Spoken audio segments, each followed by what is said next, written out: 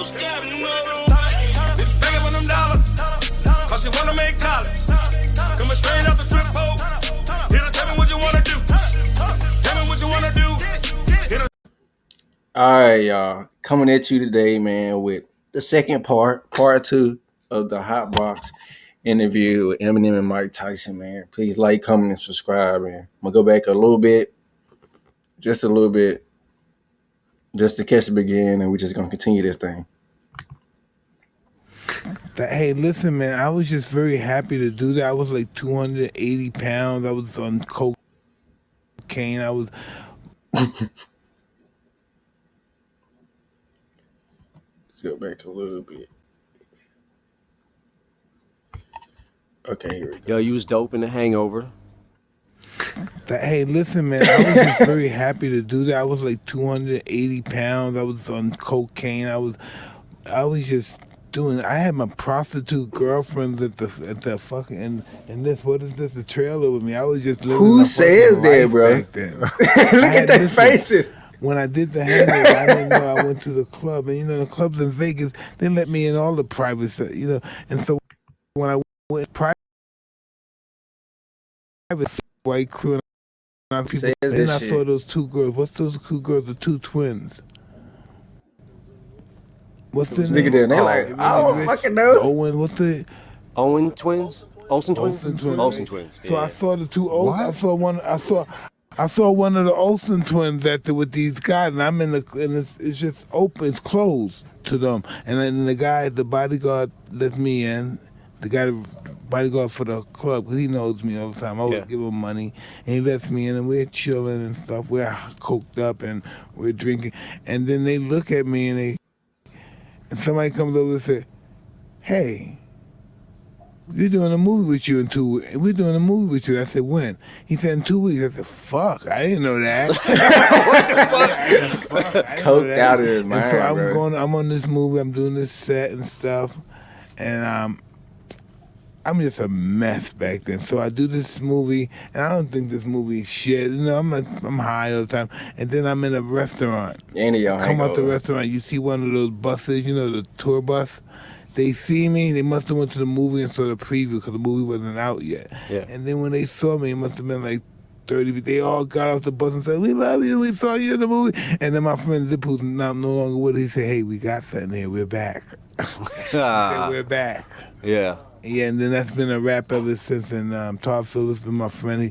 And I was out in the club. I don't know what club I was at, but it was a movie theater. And I went there, and everybody was all over me. And the guy that produced Hangover, Todd Phillips, who did the Joker, he looked and he said, "Listen, I feel proud because I feel I'm a part of this." Because he saw everybody coming up to me.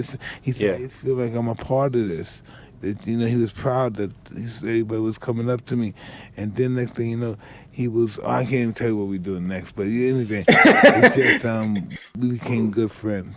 That's dope. That's dope, man. Yeah, it's dope too because like I was like, holy shit, Mike can act. You know what I'm saying? Like, and then seeing the Undisputed, man, and hearing you tell them stories, and I'm like, I so want to know about this. Yeah, you know what I'm saying? Everybody knew the story, but they didn't know the underlying behind the story. Why did I do that? Yeah. Hell yeah. Getting ready to do round 2. Really? Yeah. Oh, the round 2 is so much better than round 1. We did this all. Listen, this is really interesting. How do you do this? I knew you had to do it. So I'm on the show, and I said, "Good night." And there's 4,000 people. And when I say good night in Toronto, they all get up and they come to the stage. And they just want to touch me, and I don't know what to do. The security's not doing nothing. Right. I don't want these people to think I'm scared and run off. I want to run, but so I just get caught in it. It was just overwhelming and shit that people think that way about you. And in my mind, I always had a low self-esteem. I said, if these people think much about me, they must not be shit. Damn. Why would you think about me? Because I don't think I'm shit. Yeah. You know? I went through a lot of that story. shit too, growing up as a kid, and just feeling like I wasn't good enough for anything. Like, whatever I did, I just wasn't good enough.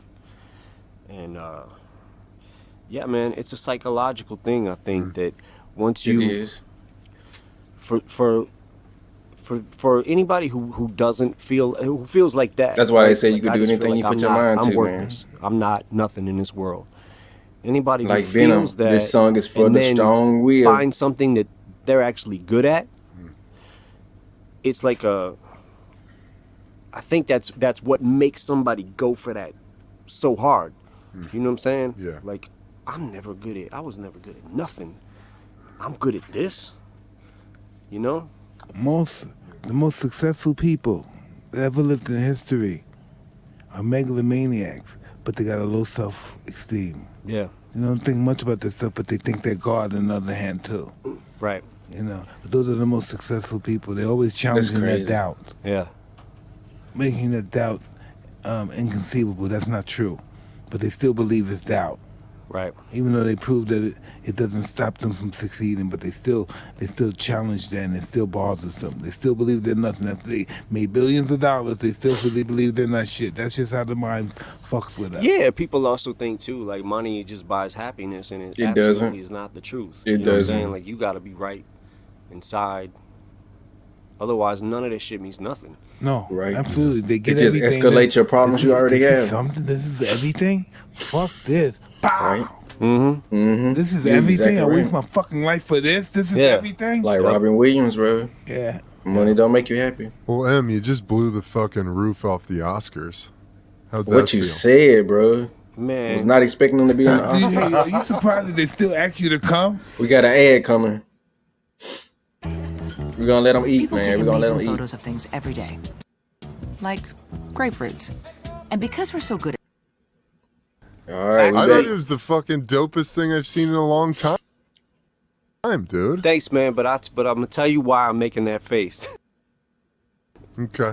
Because when I went out there, I want to everything eat was, that shit. was cool, right? I go through the first verse, and you know they had the pack where you're The mic pack? the mic pack Yeah. that you wear, you know, the clip onto your belt, and then you got the in-ears that go in your ears, right, so you can hear the sound. And I'm rapping, and all of a sudden I see between my legs the motherfucking pack swinging. Oh So shit! I'm like this, trying to grab that shit. I don't know what they showed on TV and what they didn't. Oh wow! But man, I was like, so then I tried to stick that bitch in my, and I'm like, I got no pockets back here. Fuck. Oh, I'm So gonna have to go rapping back the and lyrics rewatch while I'm that. doing this, and then I'm like, man, let's put it in my front pocket. Fuck it. By that time, the song's over. And I'm like, man, what the fuck? We rehearsed for that shit. I know the words to Lose Yourself, right? yeah. But we rehearsed that shit extras just so we didn't fuck that up. Oh, And then that was the one thing we didn't plan for. And of course it went wrong. And I'm like, motherfuck. yeah, dude. Nobody saw that. Yeah, I don't Nobody think saw nobody's it. seen that. No, you killed it, bro. He You killed fucking that shit. killed Thanks, man. Cause Thank I you. ain't catch that Hell shit yeah. in my Thank reaction. I thought it was amazing. I'm gonna have to go look at that again. Yeah, I did not I catch ain't that, watched bro. it because I got creeped out. I'm like, I don't want to fucking see this shit. I'm gonna just get Bro, angry. that shit Yeah, I know. was awesome, bro. How old Oh, is she? fuck. Haley is 23. What's that like? She has boyfriends and stuff. She has babies. She Not babies. Nope. Just boyfriend. And look how you said that, like a dad. Yeah. She's doing good. She's made me proud for sure. She graduated from college. 3.9. Damn, Good for her, man. Yeah, thank It's you. awesome. it's in the How's it genes. feel? You have a 23-year-old. I was just listening to Slim Shady Yeah. and listening Yeah, to that. it definitely is crazy. It definitely is crazy. I have a niece that I have helped raise too. That's kind of like a daughter, pretty much like a daughter Is to it me. Whitney or Elena? And she is 26, and then I have a younger one that's 17 now. So Which one older, when I Whitney think or about Elena? my accomplishments, like that's probably the thing I'm the most proud of. That's dope, know, it's man. that. Raising three It's being girls, able three to- daughters. Raise kids. You know, most guys like us that are successful and stuff that supposedly have it all, our kids are fucked up. You know, Yeah.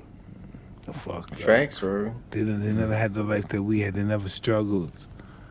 They never know struggle. Without struggle, there's no progress. Without That's why struggle, they there's don't no 'cause progress. they don't struggle. Yeah. Yeah, it's definitely important to keep your kids grounded when there's situations like we have, right? Yeah, It's like absolutely. it's very important. Yeah. Yeah. Well, hey, brother. Thanks for coming in. Really? Now you got to get back to your shoot. It's all good, man. I'm so honored that you would even think to do this, man. We I'm love you, nigga. Dude, you're the fucking man, bro. Come on. Love you, Yeah, man. but like I said, man, I can't. You know, I told you I Somebody was gonna said we love you, fan nigga. out on you, and if it gets weird, just stop me. It's all good, man. We love But you're motherfucking Mike Tyson, man. You're motherfucking Eminem. Listen, Eminem, listen, let me tell you something, right? I've been to Detroit for All-Star. I remember we had All-Star, some shit in Detroit. And I remember I've been to Detroit because I fought in Detroit. You know how, listen, so, and I'm from Brownsville that's similar to Detroit. What's the possibility of you being in 7 Mile, from 7 Mile, now you here? Now what's that? What's the percentage that You that said that's 7 what I think. Mile. What's You mean the- 8 Mile, How do a don't guy it? in 7 Miles get out here? How do you get out here and you don't got shit and you're destitute? Yeah. You know how did that happen? Because it's ordained by the universe. Me and this guy, man, Denon went through a lot of shit. Like when we were kids ourselves, right? And we were still when I met Denon, he had just started making beats, and we met through a mutual friend, IQ, who was a rapper who was actually on my Infinite album. And IQ introduced us, and then we grinded until, like, he went through a lot of this. We went through a lot of the same things together coming up, right? So it was like we did it together. We worked the same job. We were roommates. We had, Damn. you know what I'm saying? We lived in houses together. Your guys' success became because of your lifestyle. Success and fame, all And that you stuff lived comes that from shit. lifestyle. You know, I changed my lifestyle. I stopped getting high. I stopped drinking. I stopped everything. I stopped fucking girls. Matter of fact, I never had no girl when I was boxing. Yeah. I was too young. I didn't have a girl until I was like 19, 18 years old. You know, but that's all I focused on. That's why I didn't want anything. I just wanted to fight. All I did was watch fights all day. Just from guys from 1890 to now. Yeah. I feel you. All I day. still That's watch all I reaction did, 'cause That's all I videos. wanted to be. Yeah. That's all I knew. I knew all the etiquette about fighting, everything. Anything you asked me about fighting, I could tell you. How did it begin? How did it start? I knew everything about fighting. Yeah. I remember, what was it? I saw a documentary where Cus D'Amato used to he would call out numbers. Oh yeah, the Willie. Yeah. The Wooly? Like, man, I'll never live to do that. That shit was crazy. Yeah, he was crazy. But Yeah. you know, a lot of his fighters left him because he's so overbearing. He's so perfected. And if you're allowed to stay, you have to be crazy too to be with this man. Because I wanted to be the best so bad. Yeah. And only he could do it. No one could inspire me like him. I'm one of those guys. I'm a dark person. I come from a dark world. So nobody, especially in a white motherfucker, no one could inspire me like him. He inspired me to be better than what I was. There's no way I was going to be. If I was Mike Tyson, badass motherfucker from Brownsville, Brooklyn, I still wouldn't have made it. Because that was just Brownsville, Brooklyn. He made me believe I was the best fighter the world has ever produced. Yeah, but you did it, though. Yeah. But you did it. And you were the best fighter. Yeah, but in life, that's not a good way to think. And fighting is great, but in life, it's reckless. Isn't that interesting? Yeah. To be successful in one field is disastrous in another field. Right. Yeah. Like with you were great in rap, but in life, you were kind of shaky. Yeah. Oh, I was He got to shake you, right? I have an 8th grade education. No, it had nothing to do with the education. It was the pressure. All of a sudden, boom, they're in your face. People are judging you, and we have a little weird self-esteem anyway. Now people are judging us, saying things about it, and we get defensive. And when we get defensive, we play into their game. Yeah. You know. Facts, bro. Yep. Damn, Mike But on still, some even real though shit, we do bro. that, this gives us our attention, and we get reputations for being crazy and unstable and drug addicts and stuff. And then we go through the whole recovery thing. Listen, the best thing that ever happened to me, I got involved with the recovery program because I met great people. But I'm a, what am I? Know what I am? I am a relapse specialist. You know, I just have to relapse. Even if I'm 5 years straight, then I relapse.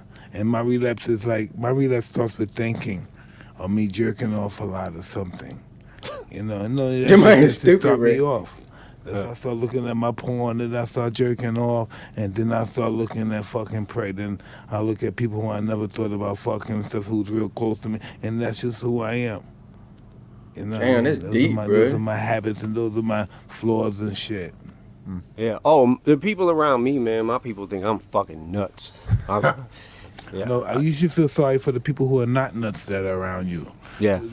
If you're not crazy in this crazy world, I really feel sorry for you. Yeah, I think my circle of friends is definitely somewhere in the ballpark of my insanity. There's no just doubt to be about friends it. with me. It's how do we live in this world? How do we find out our purpose? You're born, and most of us are born fucking in a bad situation, and then we say, "Wow, what's wrong with us? Why are we here? Mm-hmm. Why did they put us here? Why we're not living Facts, like bro. these people and stuff?" And these people look down on us. And when we're around these people can call the cops on us, and the cops won't listen to us and listen to those people. Yeah. Then you start saying, "Hey, I'm garbage. I'm nothing. Life showing me that I'm nothing." And then you run into somebody who you think is something, and he tells you great things about yourself, and then you think you're great because this great guy told you great things about yourself, and then the whole perspective of your confidence goes to. We got another ad. Let's let him eat. Liberty Luchua. We're gonna let him eat, y'all. At Liberty Buchuma. Cut. What's We're gonna let him eat. Level. And we back. Proof. That's how Proof was to me. Proof, Yeah, man. man. He was, Rest in peace. Big Proof. He was a godsend to me because I know that I would not have made it without knowing him. Because he gave me, he co-signed for me. Oh, we back, y'all. Sorry about I went to that. the shop, when I went to Ebony show, because he co-signed for me everywhere I went, and people respected him. His name meant something because they respected him, because he was the crazy. Listen, when Cus told those South African guys, "Hey, say, listen, we have a black young man in this house. He's our family. You treat him the way you treat us." And he told everybody around there, all those white guys, here's all those guys with power politics. "This is our son. This is the," and nigga, my head was so big. He shouldn't have did. He never told me I was a nigga that you're not gonna make. He always said I was superior than everybody. You know, isn't that a trip? He told me I'm better than everybody. The reason why those people bother you because they're jealous of you.